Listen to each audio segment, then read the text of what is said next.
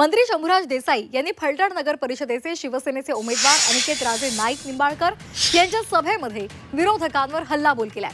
फलटणमध्ये दबाव तंत्र चालणार नाही, समोरून कुणी आरे केलं तर त्याला आम्ही 10 पट आवाज करून कारे करू, आई तशी आमची ताकद आहे असा इशारा शंभूराज देसाई यांनी दिलाय।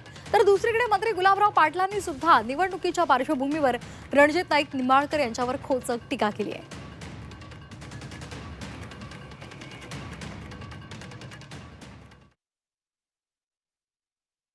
शांत आहे, पण जर समोरनं कुणी आर केलं तर त्याच्या 10 आवाज मोठा कार करण्याची ताकद शिवसैनिकांच्या मध्ये आहे। राजे, तुम्ही नव्यानं शिवसेनेचा भगवा घेतलाय खांद्यावर, त्यामुळे शिवसेनेच्या वळणात रुळायला थोडासा वेळ तुम्हाला लागल, पण तुम्ही नुसती हाक मारा फलटण मध्ये जरा कूर झालंय म्हणून।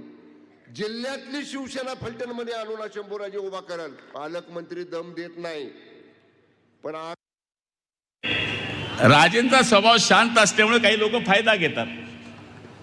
पण थोडं राजे,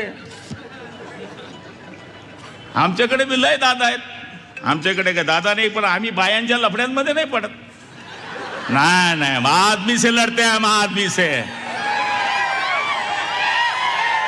बाया मेल्यांच्या गुन्ह्यामध्ये गुलाबराव पाटलाचं नाव नाहीये।